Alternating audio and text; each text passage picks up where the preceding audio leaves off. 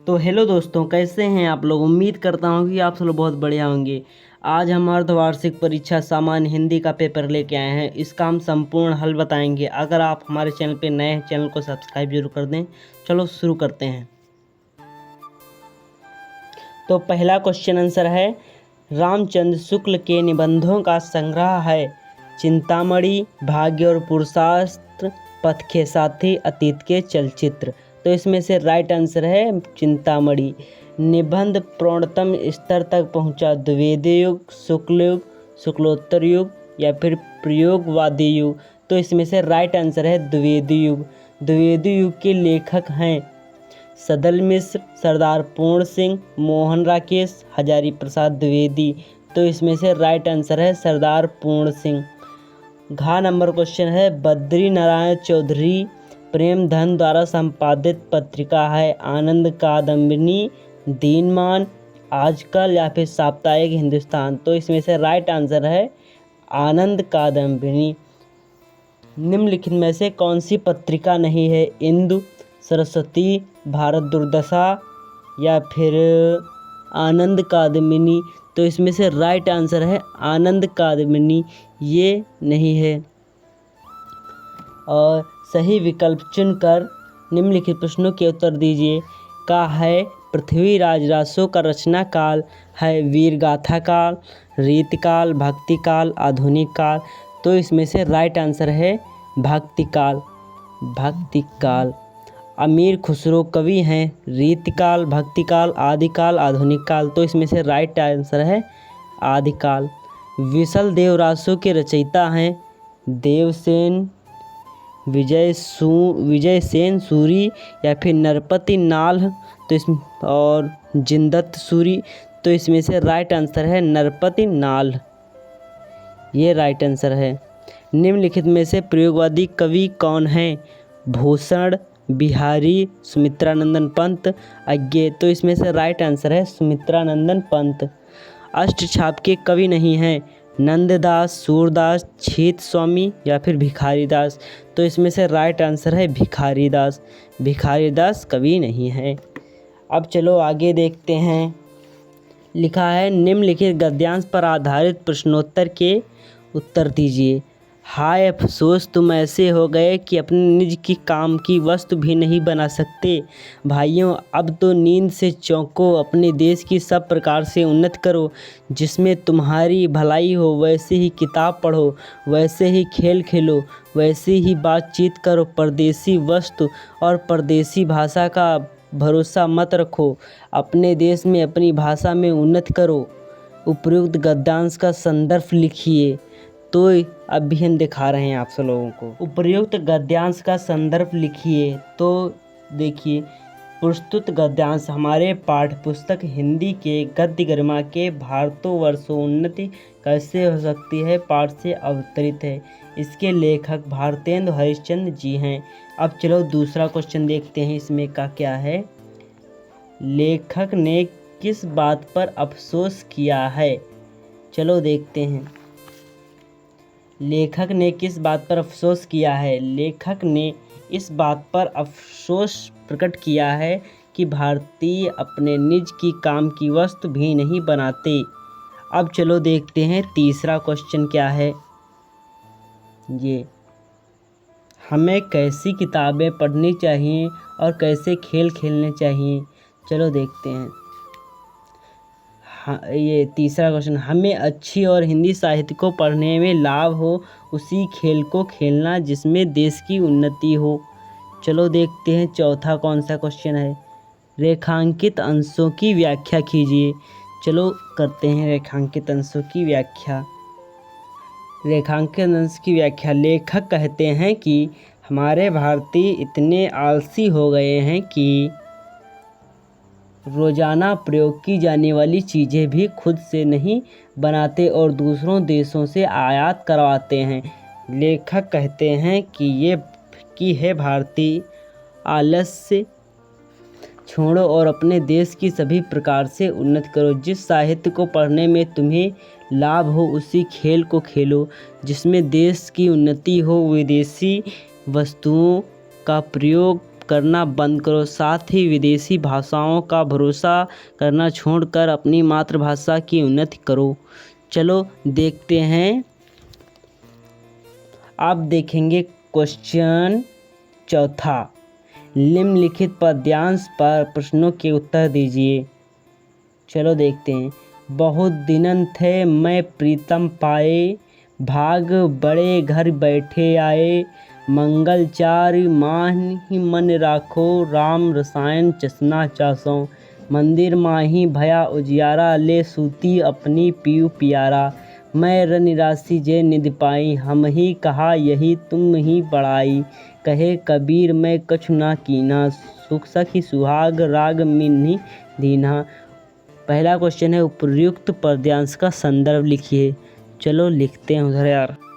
संदर्भ, प्रस्तुत पद्यांश हमारी पाठ्य पुस्तक हिंदी के काव्य खंड में से संकलित एवं कबीर द्वारा रचित पदावली शीर्षक पाठ से अवतरित है और इसका प्रसंग प्रस्तुत पद में जीवात्मा भगवान के पति को रूप में मानती है। मतलब कि जो कबीर दास जी हैं वो भगवान को पति के रूप में मानते हैं। चलो देखते हैं इनकी व्याख्या। दूसरा क्वेश्चन क्या है यार, पहले देखें। ये कहाँ गया? उल्लेखांकित अंश की व्याख्या कीजिए। चलो कर रहे हैं व्याख्या, बढ़िया से देख लें यार। कबीर दास कहते हैं कि बहुत दिनों बाद मैंने परमात्मा को पाया हूँ। मैं बड़ा भाग्यशाली हूँ कि मैंने घर बैठे बैठे परमात्मा को पा लिया। मेरी आत्मा अंदर ही अंदर मंगल गीत गाने लगी है।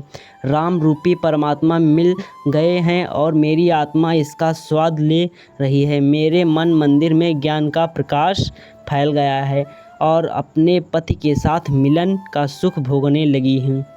मुझे रत्नों के खजाने का भंडार मिल गया है।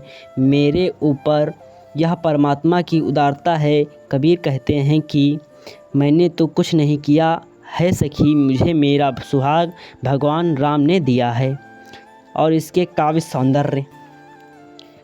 सौंदर्य भाषा सधुकड़ी, अलंकार अनुप्रास, रूपक, छंद, गेय, पद, रस संयोग या फिर श्रृंगार, गुण, माधुर्य।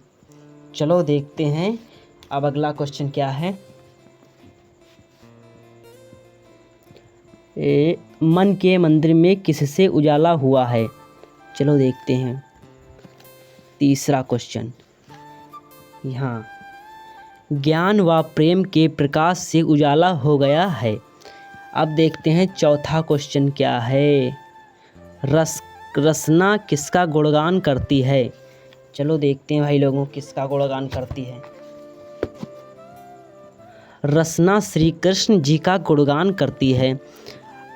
चलो अब देखते हैं कौन सा लेसन आया है। अब इसमें से 5 नंबर है का। निम्नलिखित में से किसी एक लेखक साहित्य परिचय देते हुए उनकी प्रमुख कृतियाँ का उल्लेख कीजिए। शब्द सीमा 80 शब्द होंगे। 3, 2, 5 नंबर का होगा। या आप चाहे भारतेंद्र हरिश्चंद्र जी का लिख लें, महावीर प्रसाद द्विवेदी का, या फिर सरदार पूर्ण सिंह। निम्नलिखित में से एक कवि का जीवन परिचय देते हुए उनकी प्रमुख कृतियों का उल्लेख कीजिए। शब्द सीमा 80 शब्द। 3, 2, 5 नंबर। कबीरदास, सूरदास, तुलसीदास। तो इसमें से किसी का भी आप लिख सकते हैं। बलिदान अथवा प्रायश्चित कहानी के उद्देश्य पर प्रकाश डालिए। समय सीमा 80 शब्द। और 7वां क्वेश्चन है, स्वपठित नाटक के प्रमुख पात्र का चरित्र चित्रण लिखिए। शब्द सीमा 80 शब्द। ये भी 5 नंबर का है। और अथवा में ये है, स्वपठित नाटक के द्वितीय अंक का सारांश लिखिए। अब इसमें से क्वेश्चन दिया है क्वेश्चन नंबर 8। नीचे दिए गए संस्कृत गद्यांशों में से किसी एक का संदर्भ सहित हिंदी में अनुवाद कीजिए। तो इसका हम करके दिखा रहे हैं। अस्यो पातकासु सुदिग्रह वन राज्यो विराजन्ते, यत्र विविधा औषधयो वनस्पत सर्वच्च तिष्ठन्ति, इमा औषधया जनान आमदयोध्या रक्षन्ति, तरवश्च आसंदिघ्नां ग्रहोपाणिनिराथां प्रजयन्ते, हिमालयाः वर्षोत्तरा दक्षिणा समुद्रेभ्यः समुत्थिता, मेघमाला अवरुद्ध वर्षणाय ताः प्रवर्तयति, तो इसका हम अभी हिंदी में कर रहे हैं अनुवाद। ये है अनुवाद। इस नदी की घाटियाँ लंबे जंगलों में ढकी हुई हैं, जहाँ विभिन्न प्रकार की जड़ी बूटियाँ, पौधे और पेड़ रहते हैं। ये जड़ी बूटियाँ लोगों को बीमारियों से बचाती हैं और पेड़ का उपयोग कुर्सियों और अन्य घरेलू बर्तनों बनाने के लिए किया जाता है। वर्षा ऋतु के दौरान हिमालय दक्षिणी समुद्र से ऊपर उठता था और वह बादलों को रोकता है और उन्हें वर्षों करने के लिए बाध्य करता है। मतलब वर्षों नहीं, वर्ष है, वर्षा करने के लिए बाध्य करता है। संदर्भ है इसका प्रस्तुत पाठ संस्कृत खंड से उद्धृत है। पाठ का नाम हिमालय और चतुर्थ पाठा है। चलो अब देखते हैं श्लोक।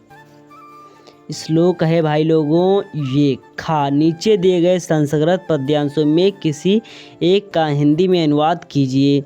तो यहाँ पर लिखा है य एवं वत्ति हातरम यश्चैव मान्यते हतम उभो तो न विजानितो नाम हन्तु न हन्यते। तो चलो इसका हम लिखवा रहे हैं एक का हिंदी में अनुवाद। तो इसको पांजर करते हैं और लिखवाते हैं। वह जो हत्यारे को इस प्रकार जानता है और जो इस प्रकार सोचता है कि उसे मार दिया गया है और जो इन दिनों को नहीं पहचानता वह ना तो मरता है और ना ही मारा जाता है। तो इसको फिर से समझते हैं। वह जो हत्यारे को इस प्रकार जानता है और जो इस प्रकार सोचता है कि उसे मार दिया गया है और जो इन दोनों को नहीं पहचानता वह ना तो मरता है और ना ही मारा जाता है। चलो अब आते हैं मुहावरे। चलो देखते हैं क्या आता है। Question number 9। निम्नलिखित में से किसी एक का मुहावरा अथवा लोकोक्तियाँ का अर्थ लिखकर अपने वाक्य में प्रयोग कीजिए। तो इसका हम चाल चलना का चलो बता रहे हैं।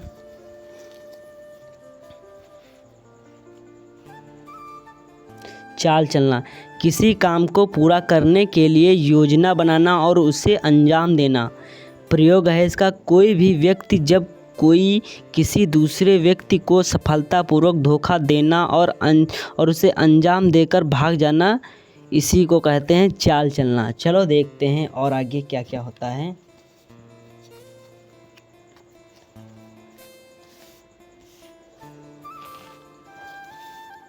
ये नहीं है, ये है। क्वेश्चन नंबर 10 है निम्नलिखित शब्दों के संधि विच्छेद के सही विकल्प चयन कर लिखिए। चलो का नंबर है नरेंद्र का संधि विच्छेद है। तो इसमें आ नंबर है नरे प्लस इंद्रा, या फिर बा है ना प्लस रिंद्रा, या सा है नर प्लस इंद्रा, या फिर दा है नरे प्लस इंद्रा। तो इसमें से राइट आंसर है नर प्लस इंद्रा, ये वाला सा नंबर। इत्यादि का संधि विच्छेद है इत प्लस आदि, इत प्लस आदि, या इत प्लस यादि, इत प्लस आदि। तो इसमें से राइट आंसर है ए, मतलब कि आ नंबर, ये वाला।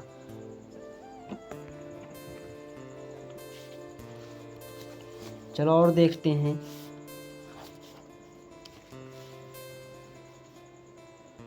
तो इसमें लिखा है कदापि का संधि विच्छेद है कद प्लस आपि, या फिर कदा प्लस आपि, कट प्लस अपि, कदा प्लस अपि। तो इसमें से राइट आंसर है बा, कदा प्लस अपि। दिए गए शब्दों की विभक्ति और वचन के अनुसार उपयुक्त विकल्प का चयन कर प्रश्नों के उत्तर दीजिए। पहला है आत्मा नाम में विभक्ति एवं वचन क्या है? द्वितीय एक वचन, चतुर्थी द्विवचन, षष्ठी बहुवचन, या फिर दा सप्तमी एक वचन। तो इसमें से राइट आंसर है सप्तमी एक वचन। रजनी शब्द में विभक्ति और वचन है, ये सब लोग आप कमेंट में जरूर बताना, ठीक? ओके। निम्नलिखित शब्द युग्म के सही अर्थ चुनकर लिखिए। श्रवण भ्रमण का होगा, पाप और पुण्य, सज्जन और परिश्रमी, कान और भिक्षु, सावन और परिश्रमी। तो इसमें से राइट आंसर है कान और भिक्षु। श्रवण मतलब होता है कान, भ्रमण मतलब होता है भिक्षु। पंथ और पथ, इसका क्या होगा? अधिक और रास्ता, चलना और बैठना, संप्रदाय और मार्ग, या फिर मार्ग और कार्य।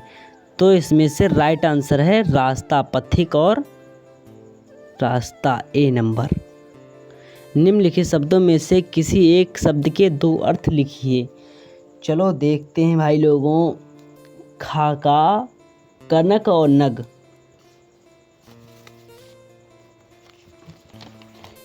कनक और नग का देखते हैं।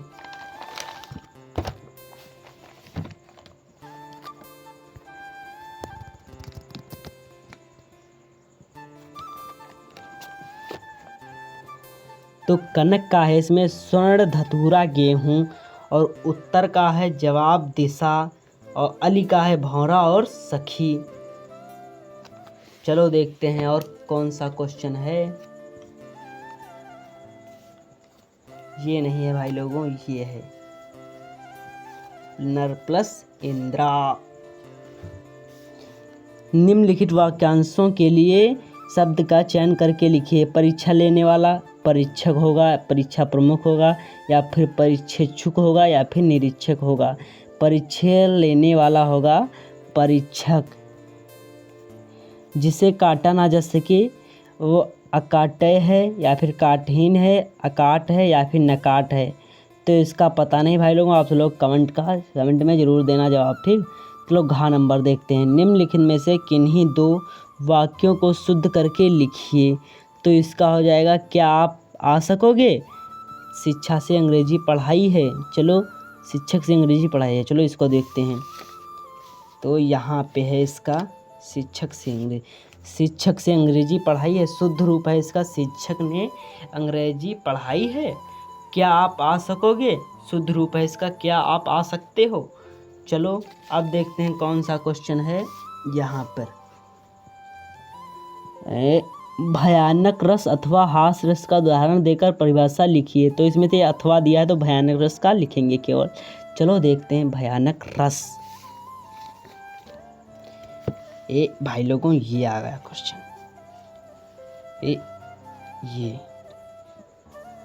तो इसमें भयानक रस, जब किसी भयानक वस्तु या व्यक्ति को देखने, उससे संबंधित वर्णन सुनने या किसी दुखद घटना का स्मरण करने से मन में जो व्याकुलता उत्पन्न होती है उसे ही भयानक रस कहते हैं। जैसे उदाहरण इसको देते हैं, बालधि विशाल विकराल, ज्वाला जाल मानो लंक लील बेको काल, रसना परारी है। अब चलो देखते हैं कौन सा क्वेश्चन है जो बच्चों को डरा रहा है। तो इसमें से है क्वेश्चन, यमक अथवा श्लेष अलंकार की परिभाषा तथा उदाहरण लिखिए। ये भी 2 नंबर का है भाई लोगों। चलो यमक का दिखाते हैं। यमक ये भाई सही से लगा। यमक, जब एक शब्द प्रयोग 2 बार होता है और दोनों बार उसके अर्थ अलग अलग होते हैं तब यमक अलंकार होता है। उदाहरण, कनक कनकतें 100 गुनी, माद कदता अधिकाय, या खाए बौराय जग या पाए बौराय। तो आप लोग बहुत नीचे समझ गए होंगे। चलो अब देखते हैं और क्वेश्चन कौन सा है। अब क्वेश्चन बचा तो थोड़ी ना है ज़्यादा। अब चौपाई अथवा कुंडलियाँ शब्द छंद का सहित लक्षण अथवा उदाहरण लिखिए। तो चौपाई का हम लिख रहे हैं, चलो देखते हैं। चौपाई एक सममात्रिक छंद है। इसमें 4 चरण होते हैं और अंत में 2 गुरु का आना निश्चित है। चलो इसका उदाहरण देखते हैं भाई लोगों। उदाहरण ये देखो, उदाहरण, देवी पूज पद कमल तुम्हारे, सुर नर मुनि सब हों सुखारे। ये है भाई लोगों चौपाई। चलो अब देखते हैं और क्वेश्चन क्या है।